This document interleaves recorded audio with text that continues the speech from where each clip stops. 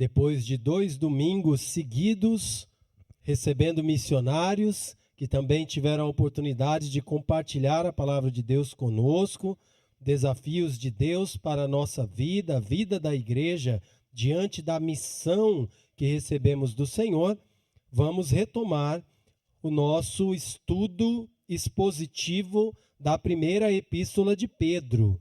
Então, nós iniciamos já há alguns domingos o estudo expositivo seriado da primeira epístola de Pedro. Significa que nós estamos estudando essa carta inteira, versículo por versículo, todos os seus capítulos. Então, estamos já pertinho de concluir, e o nosso plano para hoje é esse, concluir o capítulo 4, para a partir do domingo que vem, darmos entrada no último capítulo dessa carta. Uma carta que possui apenas 5 capítulos. Primeira epístola de Pedro, nós estaremos fazendo a nossa leitura do texto, a explicação, e os irmãos estarão tendo a oportunidade de refletir e ouvir, sendo desafiados com a palavra do Senhor mais uma vez. Então, para isso nós vamos orar e depois vamos avançar naquilo que Deus tem preparado para nós nesta noite. Oremos.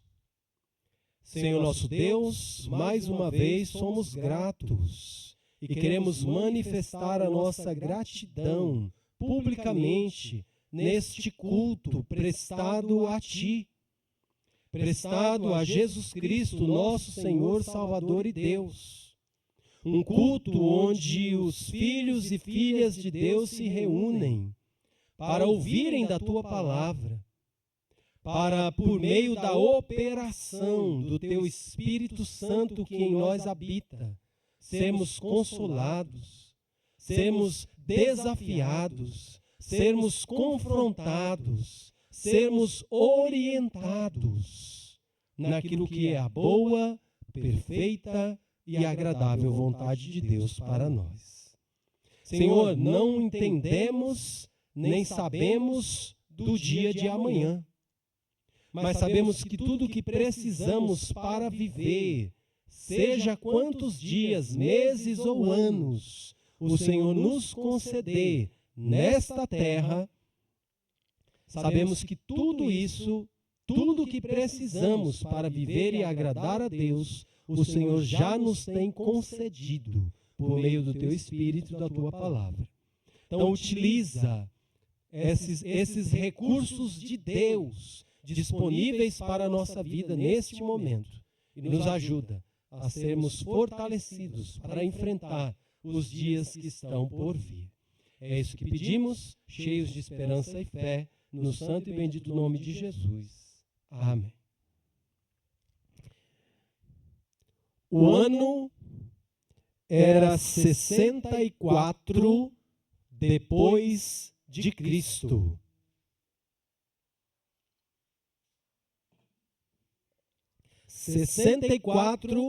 Depois de Cristo. Na noite do dia 18 para o dia 19 de julho daquele ano, 64. Não 1964, o ano 64 mesmo. Naquela noite, de 18 para 19, começou um enorme incêndio na cidade de Roma. Isso está historicamente comprovado. Então, as fontes históricas nos revelam isso. O incêndio que começou numa área bastante movimentada da capital do império, naquela ocasião, começou numa área onde muitas construções de madeira estavam ali. Uma área chamada de Circo Máximo. Era o nome daquela região ali, dentro da cidade, aquela zona da cidade. Circo Máximo era chamado. Bem movimentado, cheio de construções de madeira. o fogo se espalhou rapidamente. Naquela noite ainda, enquanto o incêndio se espalhava, ninguém sabia, mas aquele incêndio na cidade de Roma iria perdurar pelos próximos 6 dias, consumindo 10 das 14 regiões da capital do império.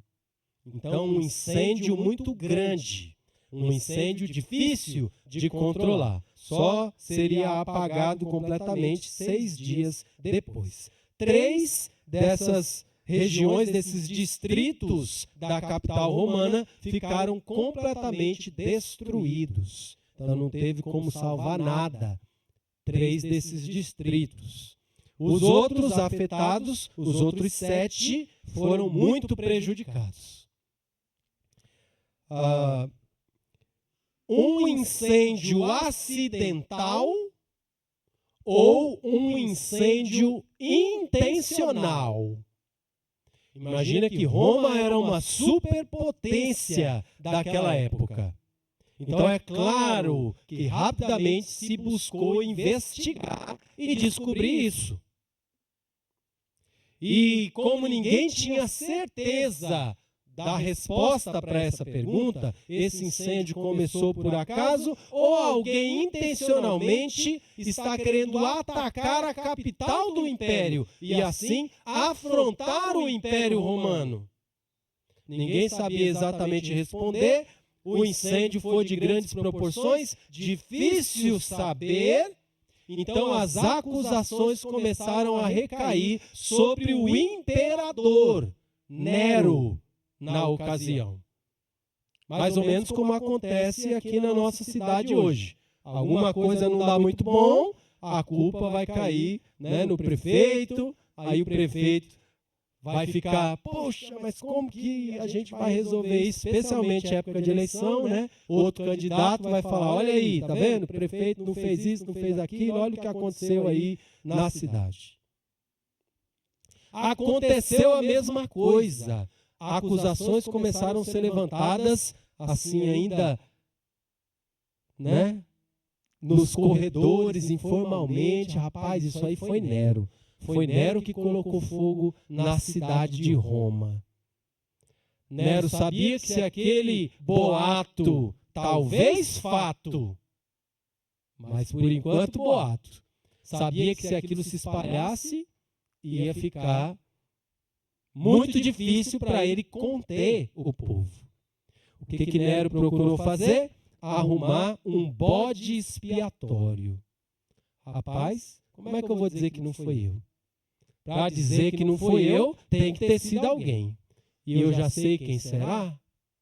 Um povo meio estranho, no meio do império que vivia por ali. Se reunia só em casas. Muitos dos cidadãos romanos não conseguiam entender como eram essas reuniões desse povo. Eles falavam que lá naquelas reuniões, eles comiam a carne de Cristo, bebiam o sangue de Cristo. E eles já haviam antes sido acusados de canibalismo. Esse povo espalhado no meio do Império Romano, na própria capital do Império, muitos deles estavam por lá, também eram acusados de práticas sexuais e morais, já que eles se tratavam por irmãos e irmãs. Então, o povo não entendia o que era aquilo. Irmão e irmã? Todo mundo é irmão? Todo mundo é irmã? Que negócio é esse? Estranho. Também eram acusados de ateísmo. Embora eles confiassem em Jesus, tinha um problema aí.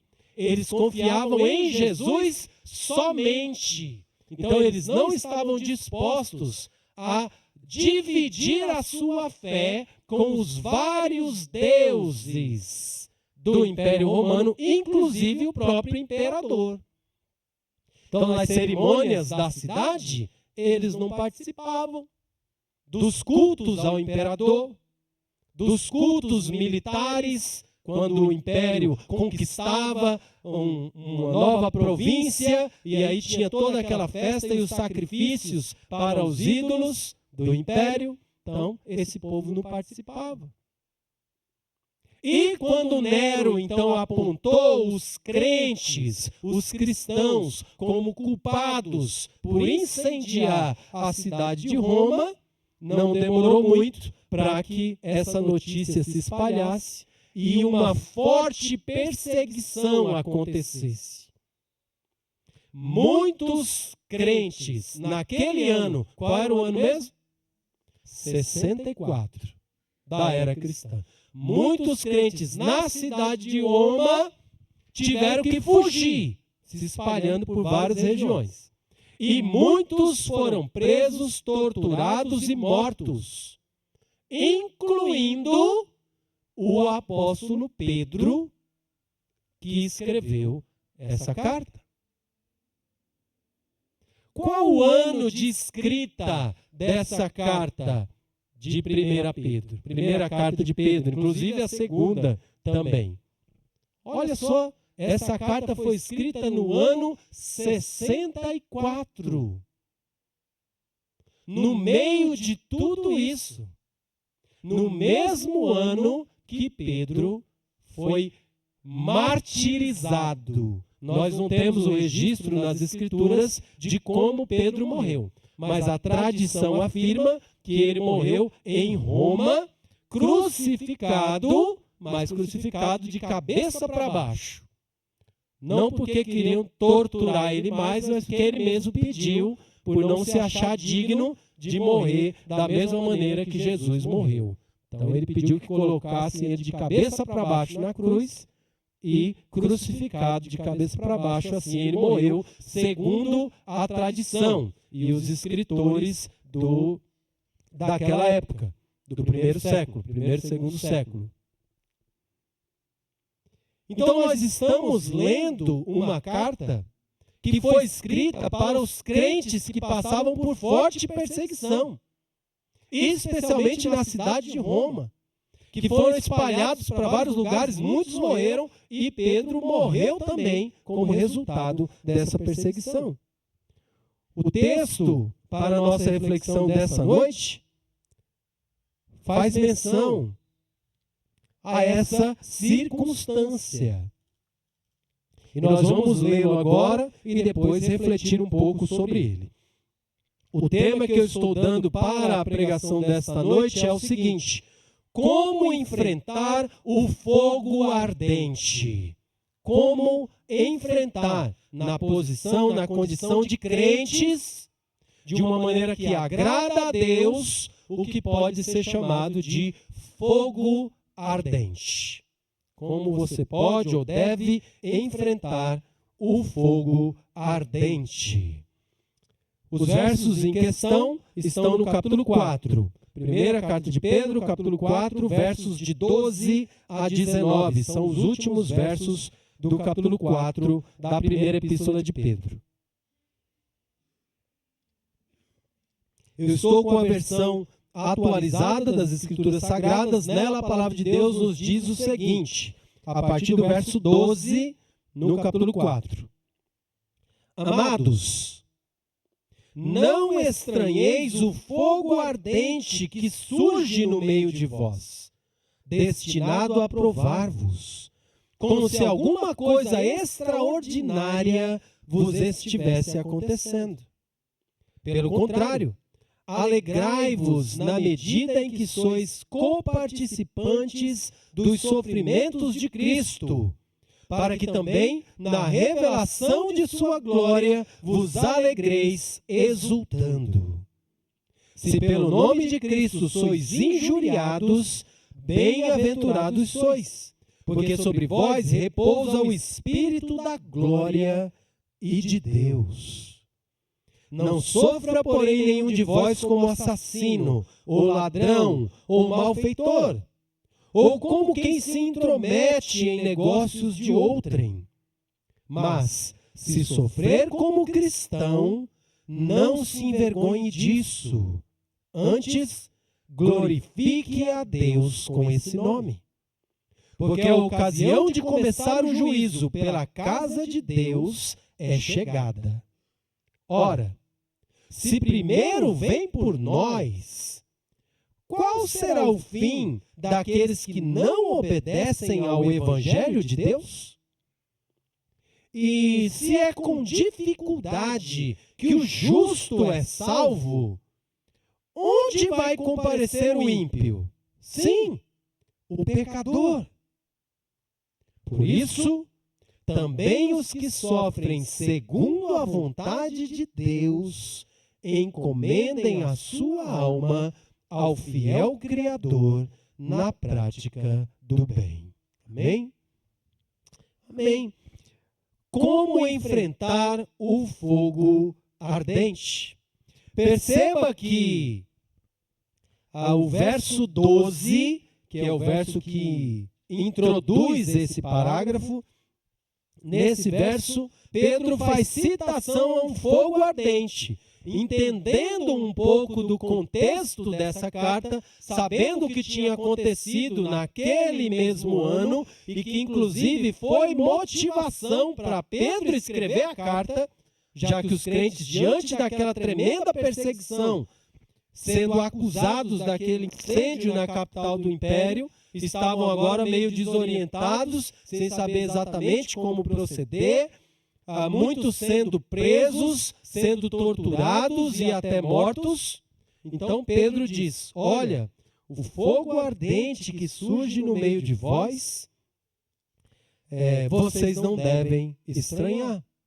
É importante perceber que esse fogo ardente, que aqui pode ser uma indicação de Pedro fazendo referência a esse incêndio da cidade de Roma, mas não necessariamente, ou não abertamente, não diretamente. Claro que Pedro sabia que essa carta iria circular e que ela poderia também cair nas mãos aí do império, então ele não está fazendo nenhuma acusação direta, mas ele está aproveitando daquele fato que aconteceu para usar uma associação, uma ilustração que simboliza o sofrimento. Assim como o fogo que arde traz sofrimento, então as dificuldades e os sofrimentos de todo tipo são aqui identificados por Pedro como fogo ardente presente na vida dos crentes naquela ocasião.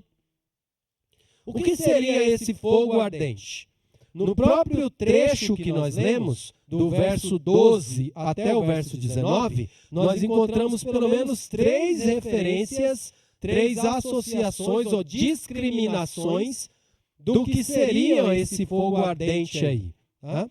Por exemplo, esse fogo ardente ele é identificado com o sofrimento. No verso 13, nós lemos lá: pelo contrário, alegrai-vos na medida em que sois coparticipantes dos sofrimentos de Cristo. Então, o fogo ardente é sofrimento que os crentes estavam enfrentando.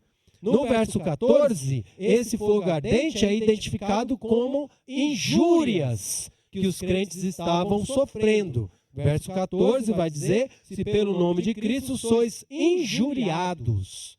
Então, fogo ardente é sofrimento. Fogo ardente são injúrias levantadas contra os crentes. E no verso 19, nós encontramos também a descrição. Perdão, não verso 19, no verso 17, nós encontramos também a descrição desse fogo ardente sendo discriminado como juízo da parte de Deus. Verso 17 afirma: porque a ocasião de começar o juízo pela casa de Deus é chegada. Então, fogo ardente aqui é sofrimento. Fogo ardente são injúrias levantadas contra os crentes. Fogo ardente aqui é juízo da parte de Deus, derramado também dentro da casa de Deus, ou seja, no meio da família de Deus. Os crentes estavam experimentando isso também. não só os versículos que nós lemos nos ajudam a entender um pouco melhor o que é esse fogo ardente, como também Pedro já vinha mencionando nos versículos anteriores, nos capítulos anteriores, o que também pode ser identificado com esse fogo ardente. Por exemplo, deixa marcado aí, e olha lá, capítulo 1, verso 1, nós vemos que Pedro está escrevendo, e no capítulo 1, verso 1, ele diz: estou escrevendo para os eleitos que são forasteiros da dispersão. Ou seja, os crentes estavam enfrentando um fogo ardente que também é identificado com a dispersão, ou seja, com o fato deles estarem dispersos, espalhados, serem fugitivos, forasteiros, se fosse no dia de hoje, refugiados. Estavam saindo de Roma, indo para outros lugares, chegando nos outros lugares, dizendo: olha, eu tive que fugir da minha cidade, porque lá estão querendo me matar. Não dá para viver mais lá. Então eu cheguei aqui agora e quero ver se tem um lugar aqui para mim. Refugiados. Então essa dispersão também é identificada como o fogo ardente que os crentes estavam experimentando. No capítulo 1 ainda, verso 6, várias provações. O versículo vai dizer que os crentes estavam passando. Então, provações também são identificadas com esse fogo ardente. No capítulo 2, verso 12. Capítulo 2, verso 12, nós lemos: mantendo exemplar o vosso procedimento no meio dos gentios, para que naquilo que falam contra vós outros como de malfeitores. Então, o fogo ardente era perseguição, de tal forma que os descrentes estavam falando dos crentes como quem fala de malfeitores.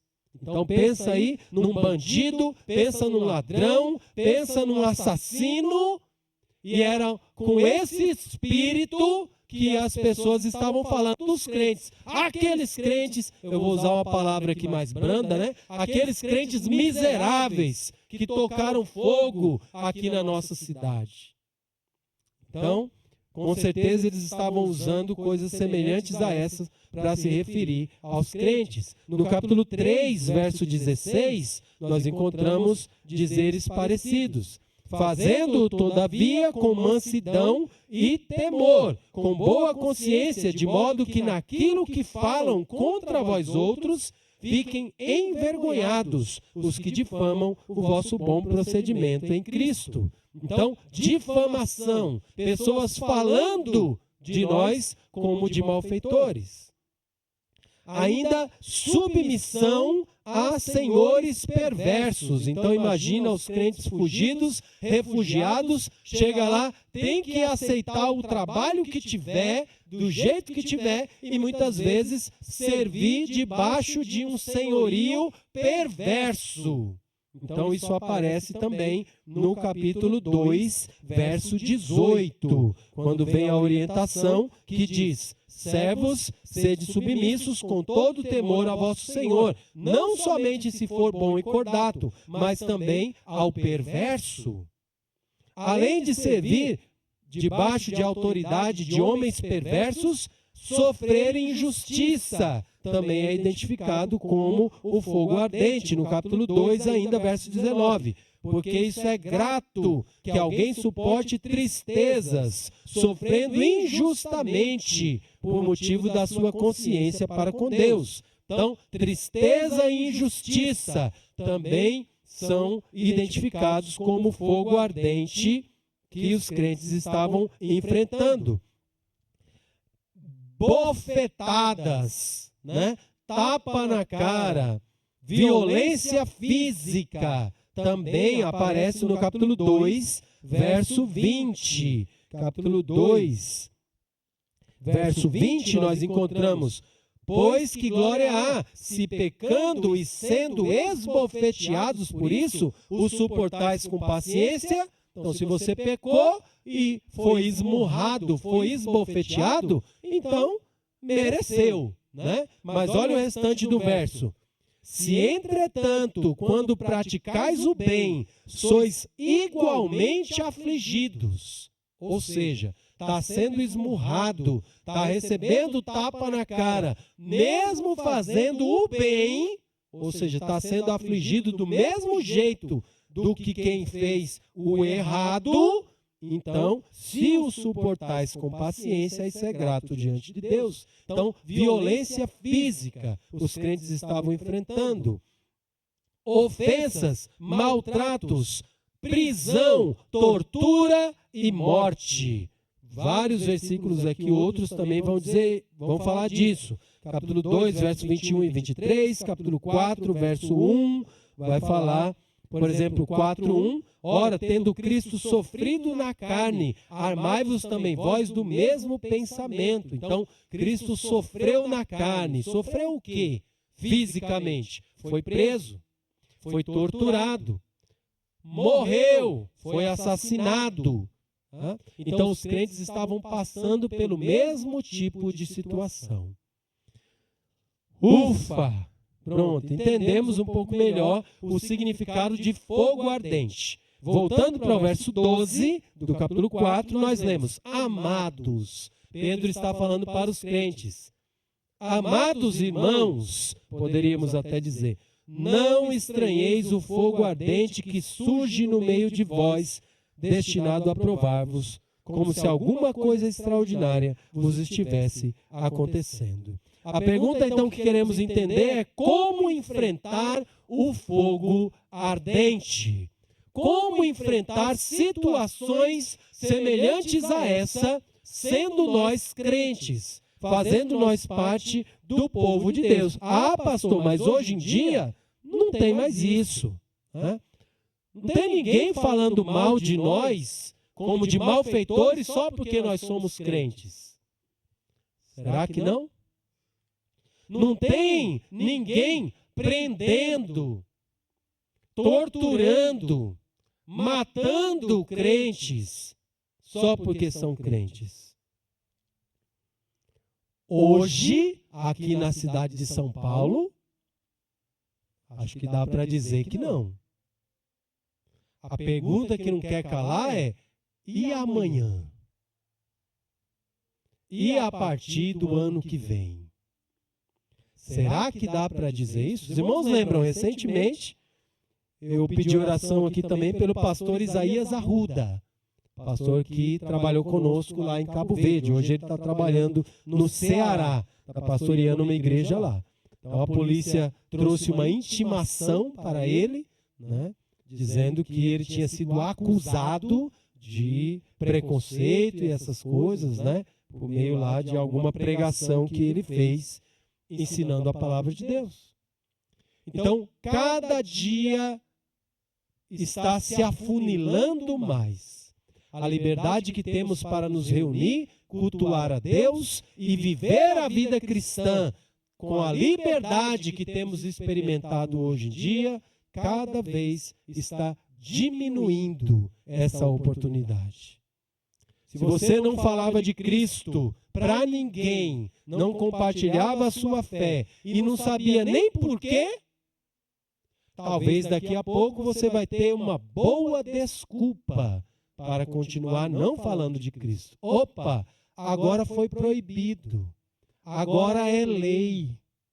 A gente não pode falar de Jesus para quem não pedir para ouvir. A gente não pode mais pregar a palavra de Deus. Então agora eu não faço é por causa disso. Eu estou pensando na minha família, eu estou pensando nos meus filhos, eu estou querendo agradar a Deus, que diz para a gente obedecer à lei. Então, se você tem evitado se revelar um crente ou compartilhar o evangelho com outros e não sabe nem por que não faz, talvez daqui a pouco tempo você tenha a oportunidade de ter uma boa desculpa, embora isso não vá resolver nada diante de Deus, por você não estar cumprindo com a sua responsabilidade. Então, como enfrentar o fogo ardente, sendo um crente e desejando agradar a Deus? Nosso texto responde a essa pergunta. A primeira resposta, a primeira maneira de como enfrentar o fogo ardente das perseguições, maus tratos e enfrentamentos que teremos que que lidar com eles cada dia mais no contexto da igreja, a primeira maneira é entendendo a sua função. O fogo ardente está se levantando, está se aproximando também de nós, à semelhança do que aconteceu no ano 64 da era cristã. O que fazer então? Primeiro, entender a função de um fogo ardente que se levanta no meio da igreja de Deus. Para quê que acontece isso? Qual é a função? Então, nosso texto nos aponta pelo menos duas. A primeira aparece no verso 12 mesmo. Amados, não estranheis o fogo ardente que surge no meio de vós, destinado a provar-vos. Então Pedro fala claramente, irmãos, olha o que está acontecendo aí. Deus está envolvido nisso. Não foi, ainda que o incêndio tenha sido acidental, não foi por acaso. A mão de Deus participou aí. Isso é uma prova. Isso é um teste da parte de Deus. Alguns de vocês serão aprovados nessa prova de Deus. Outros, nem por isso, sairão reprovados diante desta perseguição. Então, um motivo claro de se levantar fogo ardente contra os filhos e filhas de Deus é para provar. Provar o quê? A nossa fé. Provar a nossa confiança em Deus. Provar se estamos dispostos a não só seguir a Cristo e receber as suas bênçãos, mas se estamos dispostos a sofrer e pagar o preço de sermos identificados com um mestre, com um senhor, com um dono, com um Deus que recebe, além do título de Deus, além do título de Salvador, além do título de Senhor, também o título de servo sofredor. E Jesus é o Rei vitorioso, e eu também sou. Amém, aleluia. Amém, igreja? Jesus é vencedor. Filhos do Rei, amém? Amém, somos mesmo, irmão. Somos mesmo. A Bíblia diz. Jesus é o servo sofredor, sofrendo horrores para agradar a Deus. E eu também sou, amém? Você também é, amém? Amém. Tomara que estejamos dispostos, na hora que o sofrimento aparecer, a nos identificar integralmente com Jesus. E não somente naquilo que nos parece agradável. Deus provou os crentes naquela ocasião. E hoje também, nos nossos tempos, Deus provará a sua igreja. Então, devemos estar preparados, entender a função dos sofrimentos que se levantam contra os crentes. Se não entendemos isso, vamos acabar negando a Deus, nos rebelando contra Deus. Eita, se tivesse Deus mesmo, a gente não ia sofrer desse jeito. Queremos agradar a Deus e Deus deixa isso acontecer. O que foi que aconteceu? Será que tem Deus mesmo? Será que essa é a fé verdadeira? Será que vale a pena? Mas se entendemos que é uma prova, podemos ser bem-sucedidos nessa prova. E é isso que Deus espera de nós. Por isso Ele nos instrui na sua palavra. Mas não é só para nos provar. O verso 17 também nos dá uma outra função desses sofrimentos que se levantam contra a igreja de Deus, em contextos de perseguição. Verso 17. Porque a ocasião de começar o juízo pela casa de Deus ou pela família de Deus é chegada. Chegou a hora de começar o juízo de Deus. E Deus se deu a liberdade de começar o juízo dentro de casa. Deus vai trabalhar juízo, ou seja, Ele é justo juiz.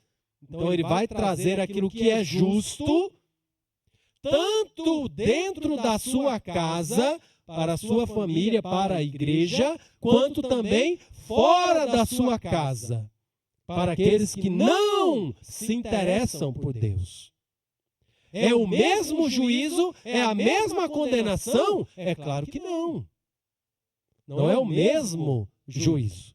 O texto fala disso. Há diferença no pesar da mão de Deus sobre os seus filhos e filhas, assim como um pai que disciplina o filho e a filha, tá? E o juízo de Deus preparado para aqueles que não se submetem à vontade de Deus.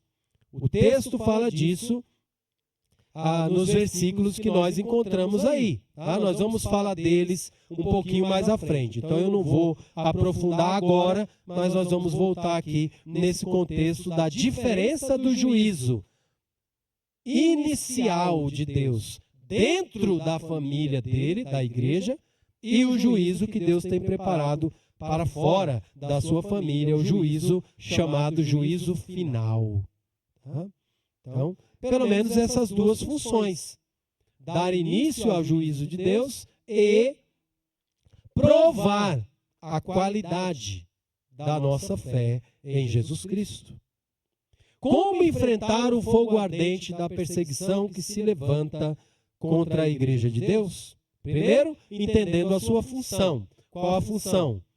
Provar e iniciar o juízo de Deus pela sua própria família, sua própria casa, a igreja.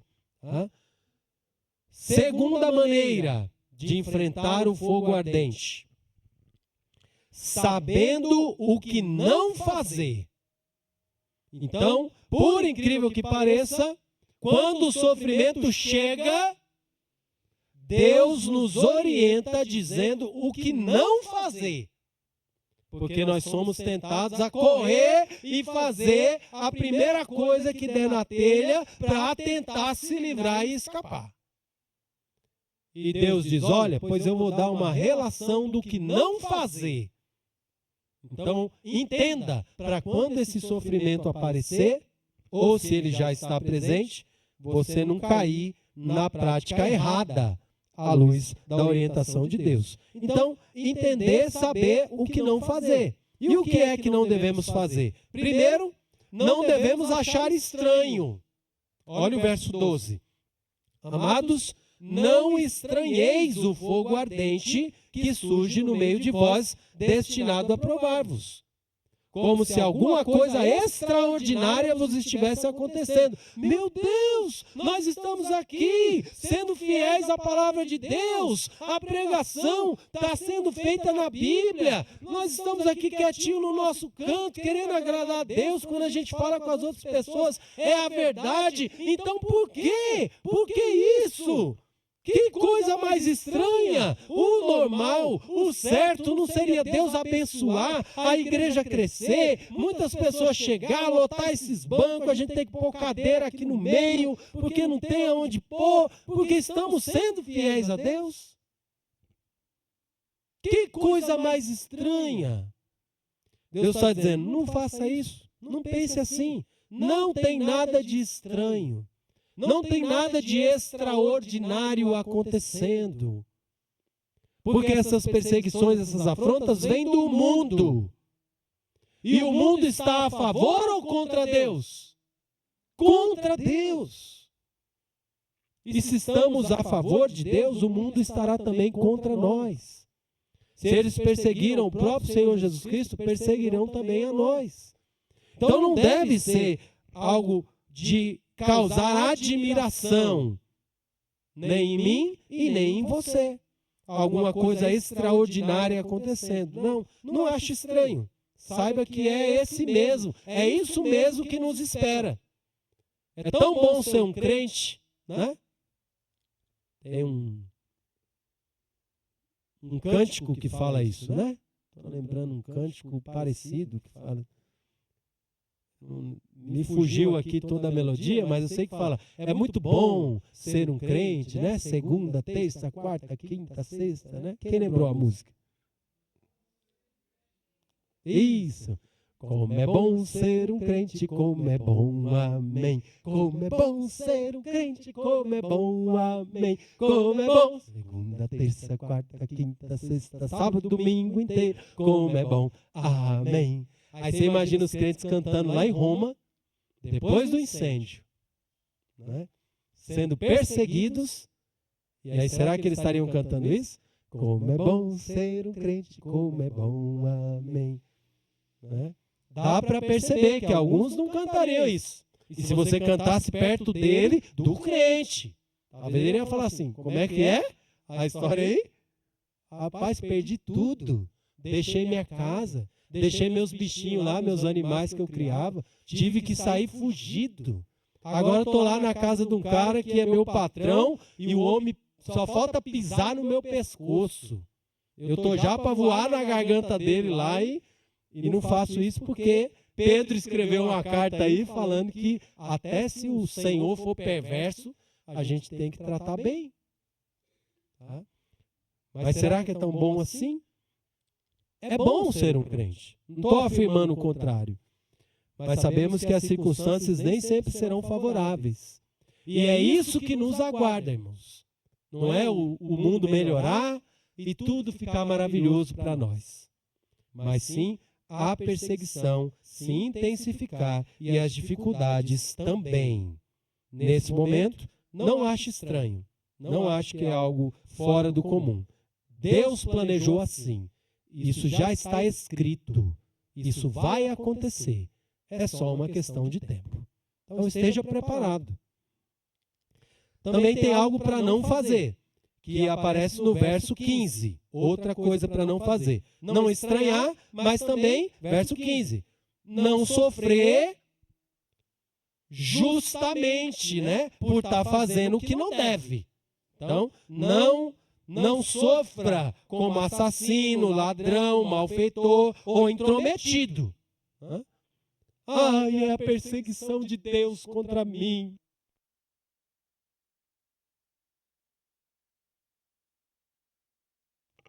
Som.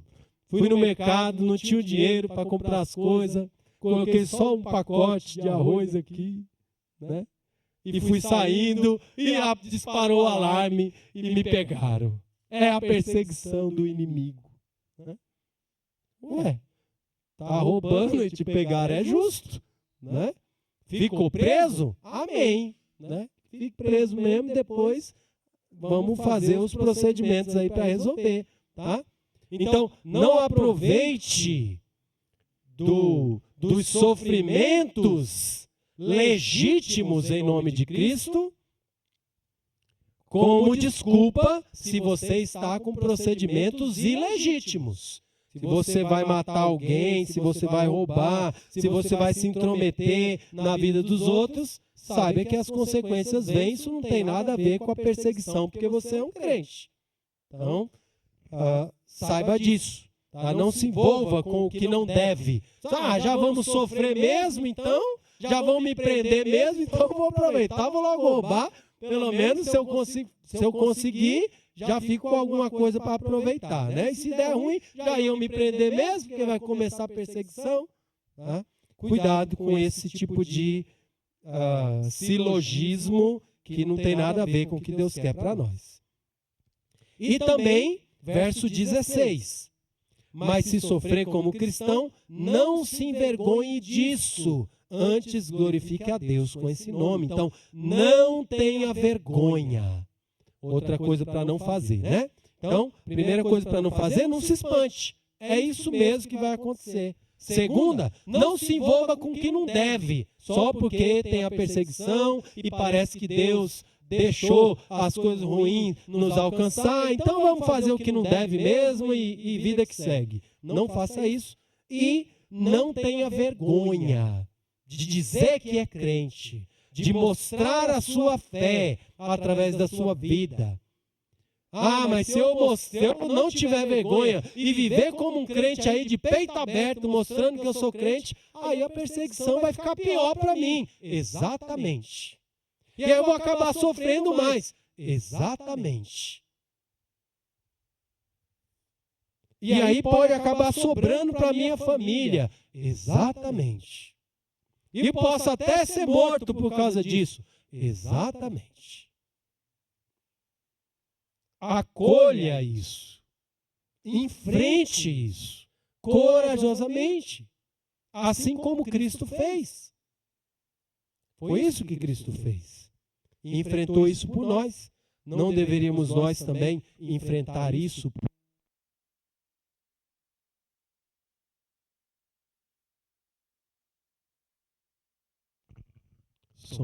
Som. Não deveríamos nós, então, também enfrentar, estarmos dispostos a enfrentar o mesmo sofrimento por amor a Cristo? Então, precisamos saber o que não fazer. Se levantou forte perseguição na cidade de São Paulo. O que os crentes não devem fazer? Não achar estranho. Poxa, como assim? Normal. Já estava esperando. Lá na minha igreja pregaram sobre isso. Então, já estava me preparando, orando a Deus para Ele me fortalecer, para a gente suportar, como igreja. Não se envolver com o que não deve. Deixa para sofrer, mas sofrer fazendo o que é bom e não o que é mal. E não se envergonhar de ser crente. Agora mesmo é que todos vão saber que eu sou crente, que tem crente de verdade aqui, que vale a pena confiar em Cristo nos momentos bons e nos momentos de dificuldade, de sofrimento, de perseguição. Mas Deus não nos deixa somente orientação sobre o que não fazer, mas nos orienta também sobre o que fazer. E essa é a terceira maneira de como enfrentar o fogo ardente. Sabendo o que fazer, sabendo o que Deus espera que façamos nessa circunstância e nessa situação. O que é que temos que fazer então? Primeiro, verso 13 nos orienta a nos alegrar. Olha só que coisa que parece incoerente. Verso 13, pelo contrário, alegrai-vos na medida em que sois coparticipantes dos sofrimentos de Cristo. Então, somos instruídos a nos alegrar. Então, se amanhã aparecer uma lei, ou esse ano, ou ano que vem, ou depois das eleições, aparece aí uma lei, uma circunstância que agora apertou, complicou para os crentes. O que você deve fazer? Eita, agora não tem jeito. Agora, se eu for crente mesmo, dos verdadeiros, eu vou sofrer. Faz o que então? Começa a chorar? Não, pelo contrário, se alegre, fique contente. Você está recebendo uma oportunidade ímpar de dar testemunho da veracidade da sua fé. E o motivo vai além, né? O próprio verso 13 diz: alegrai-vos na medida em que sois coparticipantes dos sofrimentos de Cristo, para que também, na revelação da sua glória, vos alegreis exultando. Então, isso é uma confirmação, né, de que estamos com Cristo, ligados a Cristo, e que tudo que está ligado a Cristo também diz respeito a nós. Os sofrimentos pelos quais ele passou, nós também estamos enfrentando corajosamente. Significa que no futuro, a glória que Cristo está experimentando, nós também experimentaremos. Essa é uma prova de que as coisas estão no devido lugar. Então, é motivo de alegria, irmãos. Também, verso 16, além de nos alegrar, devemos glorificar a Deus. Verso 16, mas se sofrer como cristão, não se envergonhe disso, antes glorifique a Deus com esse nome. Então, rapaz, e diz quem está falando que é crente aí e está vivendo como crente, o povo agora vai matar. Pois então, quantos dias será que eu tenho? É 1, é 2, é 3? Pois eu vou usar esses 2, 3 dias para glorificar a Deus. As pessoas vão saber quem é Jesus. E quando eles me prenderem, eu vou continuar dizendo que Jesus é o único Deus, Senhor e Salvador. E se eles me torturarem para eu negar a minha fé, eu vou continuar afirmando que Jesus é o Senhor e Salvador. E se eles me matarem, eles vão me matar e todos vão saber que eu morri defendendo essa verdade de que vale a pena servir a Jesus, que é o único Deus, Senhor e Salvador. Glorifique a Deus. Enxergue, aproveite as oportunidades de dar glória a Deus no meio da tribulação, no meio da perseguição. Verso 19, mais uma coisa para a gente fazer. Por isso também os que sofrem segundo a vontade de Deus, encomendem a sua alma ao fiel Criador.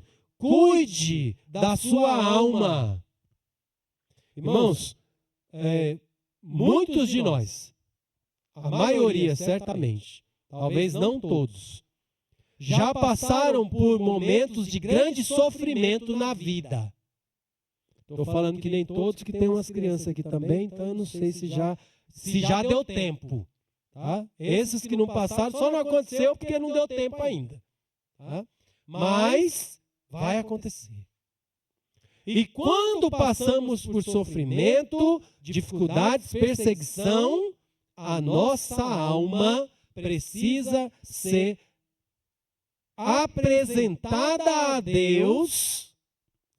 Paulo falava disso, falando, eu esmurro, o meu corpo, esmurro a minha alma, coloco ela submissa à vontade de Deus. Como que ele diz? Eu mostro para ela quem que manda, falar que é o Senhor Jesus. Fica aí, que aí é o lugar que você deve estar. Então, precisamos atrair a nossa alma, desafiar a nossa alma a descansar em Deus. Perguntas como, será que vão me prender? Será que eu vou morrer? Será que vão me processar? Será que eu vou ter que pagar multa? Será que isso? Será que aquilo? Querem tirar a nossa paz. Não devemos deixar que essas coisas assumam o controle da nossa mente e da nossa alma, mas sim colocar a nossa alma para descansar em Deus. Descansa no Senhor, ó minha alma, porque vale a pena descansar nele. Então, encomende a sua alma ao fiel Criador. Será que hoje é o meu último dia nessa terra? Se for, a minha alma está nas mãos de Cristo. Não tenho nada o que temer. Não há mãos melhores para a minha alma estar. E se eu viver mais um mês, a minha alma é dele, está com ele. E se eu viver mais 90 anos, a minha alma é dele, está com ele. Parte para ele. Essa deve ser a nossa segurança. Precisamos trazer isso na nossa memória. Por fim, no verso 19 ainda, algo a fazer, continuar envolvido na prática do bem. Verso 19 vai dizer, encomende a sua alma ao fiel Criador na prática do bem. Mudou a lei, apertou, apareceu a perseguição. E agora, o que a gente vai fazer? Pastor, tive uma ideia, vamos cortar o louvor. Ou vamos cantar agora baixinho. Ele é exaltado. Porque o vizinho aqui não é crente. Ele vai saber que a gente está fazendo o culto. A gente canta baixinho. Ele é exaltado. Vamos ler a Bíblia na luz do celular. Apaga aí, apaga. Baixinho, sem microfone. Porque agora, se alguém ficar sabendo, pode até a polícia entrar aí e levar a gente. Continue na prática do bem. Não mude nada do que você estava fazendo para glorificar a Deus. Pastor, e agora? Não é melhor a gente reunir cada um na sua casa pelo WhatsApp? Porque se a gente sair, alguém ficar sabendo que a gente está indo para a igreja, né? Pode ser que é igual a pandemia, depois passa, aí a gente volta a reunir lá na igreja. Fecha as portas, pastor. Deixa fechado, quando eles for lá não vai achar ninguém. Vamos sair de casa, vir para a igreja, cultuar a Deus do mesmo jeito, pregar a mesma Bíblia, cantar com os mesmos instrumentos, no mesmo volume e glorificado seja Deus, amém? Levar aquela cesta básica para quem precisa, visitar o irmão, orar, compartilhar de Jesus no ponto do ônibus, amém? Amém. Visitar as pessoas no hospital, cantar, a gente vai levando o nosso irmão que morreu, e a gente vai cantando, Deus enviou, e a gente vai cantando no cemitério do mesmo jeito, amém? Amém. Vamos continuar na prática do bem. Não temos que mudar nada. E o que será de nós? O que será de nós é o que Deus deseja para nós. Mas se for sofrimento e morte, foi isso que Deus desejou para Cristo. E foi isso que Cristo suportou, para glorificar a Deus. Se é isso que Deus deseja para nós, amém. Que venham sofrimentos, prisões e morte. Continuemos na prática do bem, assim como Jesus continuou, não mudou nada. Jesus, não, estava brincando. Eu falei, né, que eu era filho de Deus. Não era isso não. Ai, essa que é a cruz aí? Eita, essa cruz aí. E o prego é esse aí? Ah, não, com certeza. Eu não vou falar mais nada, não. Deixa, né? Deixa outros. Tem outros aí falando pior que eu vou ficar quietinho aqui. Jesus não fez isso, irmãos. Mas será que ele vai assistir uma cena dessa da nossa parte, quando a perseguição se intensificar contra nós? Tomara que não, né, irmãos? Tomara que não. Porque temos orientação na palavra de Deus. Por fim, como enfrentar o fogo ardente? Entendendo sua função, sabendo o que não fazer, sabendo o que fazer e, por fim, entendendo seu significado. O que significa a perseguição atingindo a igreja de Deus? Vamos ver, pelo menos 3 significados aparecem aqui. O primeiro aparece no verso 13, que diz assim: pelo contrário, alegrai-vos na medida em que sois coparticipantes dos sofrimentos de Cristo, para que também na revelação da sua glória vos alegreis, exultando. Então significa que somos coparticipantes do sofrimento de Cristo, estamos participando com Ele em tudo, como eu já mencionei aqui. Se participamos com Ele nos seus sofrimentos, participaremos com Ele também na sua glória. Então, entendemos que esse é o significado, é uma comprovação de Deus de que estamos verdadeiramente ligados a Cristo. Tem um segundo significado no verso 14, que diz assim: se pelo nome de Cristo sois injuriados, bem-aventurados sois, porque sobre vós repousa o Espírito da glória e de Deus. Então, somos bem-aventurados. Bem-aventurados é a expressão bíblica para felizes. Então, somos felizes. Por quê?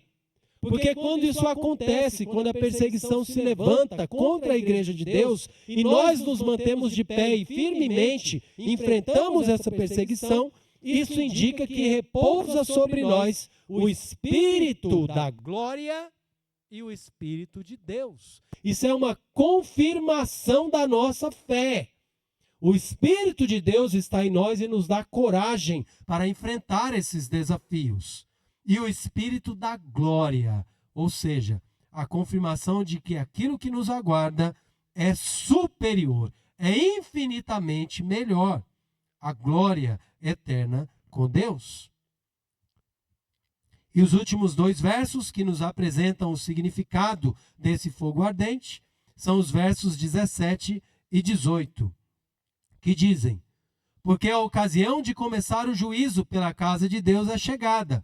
Ora, se primeiro vem por nós, qual será o fim daqueles que não obedecem ao evangelho de Deus? E se é com dificuldade que o justo é salvo, onde vai comparecer o ímpio? Sim, o pecador. Então, devemos entender que isso significa que Deus está fazendo diferença entre aqueles que pertencem a Ele e aqueles que não pertencem. Aqueles que se submetem ao Evangelho de Deus, creem em Cristo, vivem buscando a glória de Cristo. E aqueles que, como diz o texto, não obedecem ao Evangelho de Deus, verso 17. Qual a diferença? Deus planejou o início do seu juízo dentro da sua casa. E o início do juízo de Deus é reservado para o crente. Verso 18 diz: o justo, aquele que é salvo. E o texto até diz: salvo com dificuldade. Tá? Salvo com dificuldade não quer dizer que para Deus é difícil nos salvar, como se faltasse poder para Deus. Tem nada a ver com isso. Tá? Salvo com dificuldade fala que Deus está nos salvando por misericórdia. Significa que Deus tem 1001 motivos para não nos salvar, se Ele quisesse. Tá?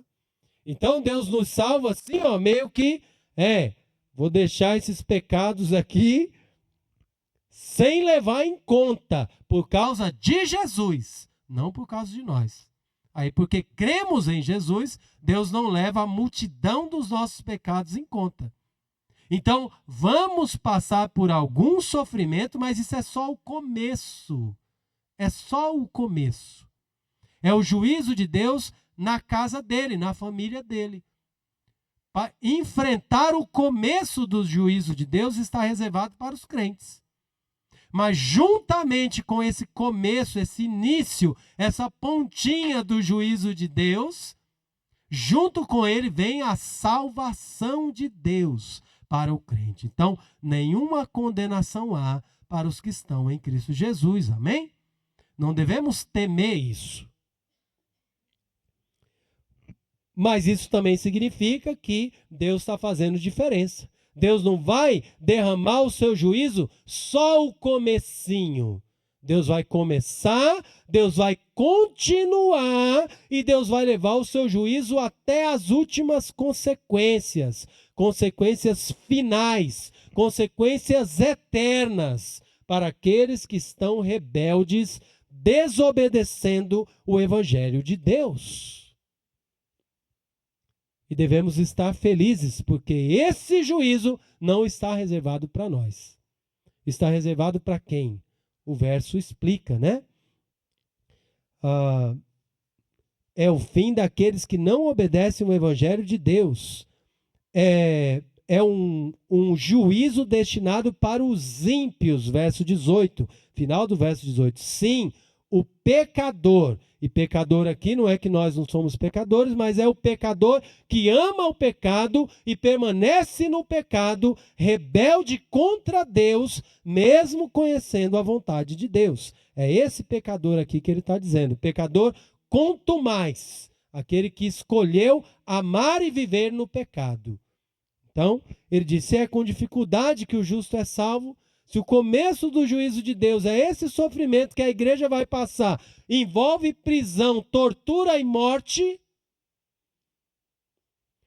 onde é que vai comparecer aqueles que vão experimentar o final do juízo de Deus? Se o começo é prisão, tortura e morte, o final, o juízo final, o destino final, a experiência final daqueles que desobedecem a Deus será o quê? O que é que eles terão que experimentar? Irmãos, nós vamos, talvez alguns de nós, né, crentes, seremos presos. Mas aquela prisão vai ser por um tempo limitado. Talvez depois a gente é solto aqui mesmo. Talvez alguns de nós serão torturados. Mas aquela tortura e dor física vai levar um tempo. Depois ela passa. Tá? Se você foi libertado, sai até com os machucados, mas depois aquilo cura, passou e resolveu. Mas o sofrimento do inferno, aquele sofrimento é permanente. Aquela prisão longe de Deus é permanente e eterna. E alguns de nós talvez vão morrer por conta da perseguição. Mas com sofrimento, com tortura e morte, assim que fechamos os nossos olhos aqui, abrimos na glória, na presença de Cristo. Nunca mais uma lágrima vai cair do nosso rosto. Nunca mais um sofrimento nós vamos experimentar. Nunca mais iremos experimentar a morte e a separação. Mas para aquele que se mantém rebelde contra o Evangelho de Deus, contra o Senhor Jesus Cristo, a prisão é eterna, o sofrimento é eterno, a morte, que é chamada na Bíblia de segunda morte, também é eterna, sem volta, sem remédio, sem descanso. Esse é o destino daqueles que estão contra Deus. Então, irmãos, devemos nos alegrar, porque Deus tem escolhido a melhor parte para nós. Não devemos nos revoltar contra Deus, pelo que está por vir, por aquilo que nos aguarda. O fogo ardente que se levanta contra nós. Ainda que não seja literal, mas precisamos estar preparados, dispostos e sabendo como enfrentá-lo. E as maneiras que a Bíblia nos ensina a enfrentá-lo são essas. Entendendo a sua função de nos provar e de dar início ao juízo de Deus. Sabendo o que não fazer, não achar estranho, não se envolver com o que é errado e não se envergonhar do nome de Cristo ou de ser chamado um crente. Sabemos o que fazer, nos alegrar, glorificar a Deus, encomendar a nossa alma ao Senhor, descansando nele. E continuar na prática do bem, fazendo exatamente o que Deus nos tem ensinado a fazer, como fazemos agora. E entendendo o significado dessa perseguição que se levanta. Ela confirma que somos filhos de Deus e que a glória nos espera. Confirma que somos bem-aventurados, que o Espírito de Deus habita em nós. E também confirma que estamos livres da condenação e juízo eterno reservado para os pecadores e ímpios que permanecem rebeldes contra o Senhor Deus. Não temos como saber quando a perseguição vai se intensificar, mas temos como saber aquilo que Deus nos revelou. Como podemos estar preparados? Que Deus nos ajude a estarmos bem preparados quando esse momento chegar. Amém? Vamos orar? Curve sua cabeça. Nós vamos fazer uma oração. Uma oração que reconhece a grandeza de Deus. Uma oração que intercede por nós mesmos, para que Deus nos dê coragem e força para enfrentar as oposições que se levantam diante do nosso serviço a Cristo e da nossa fé nele. E uma oração de gratidão a Deus, porque Ele nos permite não só desfrutar das glórias de Cristo, mas participar dos seus sofrimentos e glorificar o seu nome. Vamos orar. Senhor Deus, muito obrigado. Muito obrigado mais uma vez pela Tua palavra. A reflexão que fazemos nesse trecho das Escrituras que ficou registrado. Registrado e escrito no ano da morte do apóstolo Pedro. No ano da morte de muitos dos nossos irmãos e irmãs que morreram corajosamente enfrentando as prisões, a tortura e a morte física, para que o nome de Cristo fosse glorificado, para que pudéssemos ter esse texto sagrado hoje nas nossas mãos, para que a fé que eles tiveram e o Espírito de Deus que habitava neles, também hoje habitasse em nós, pela proclamação do Evangelho, que irmãos e irmãs do passado fizeram e que chegou até nós. Senhor Deus, a nossa hora também está chegando de enfrentar os sofrimentos, de enfrentar oposição, prisões, multas, tortura, sofrimento físico e até morte. Sim, Deus. Talvez seremos nós que estamos aqui orando nessa noite. Talvez serão os nossos filhos, os nossos netos, que creem no Senhor. Obrigado, Deus, pela Tua palavra que nos instrui, que nos ensina, que nos mostra o que fazer, o que não fazer, que nos explica que devemos ter alegria e glorificar a Deus quando isso acontecer. Nos dá coragem, Deus, para enfrentar os desafios da maneira que Cristo enfrentou. E para que o Senhor seja glorificado na nossa vida, em tudo o que fazemos, nos momentos de alegria e de bênçãos, mas também nos momentos de tristeza e perseguição. Que o Senhor fortaleça a Tua igreja, que o Senhor nos mantenha de pé, e que o Senhor alcance com salvação aqueles que insistem em permanecer no pecado, rebeldes contra o Evangelho de Deus, destinados a experimentar o final do juízo, a condenação do inferno, se não se arrependerem dos seus pecados. Que eles se arrependam, Senhor, que eles se voltem para Ti, que eles recebam a alegria da certeza da glória e vida eterna em Cristo Jesus. Essa é a nossa oração que apresentamos a Ti, no nome de Jesus, nosso Salvador, servo sofredor, nosso Deus maravilhoso, em quem cremos, confiamos, esperamos e aguardamos. É no nome dele que oramos. Amém. Amém.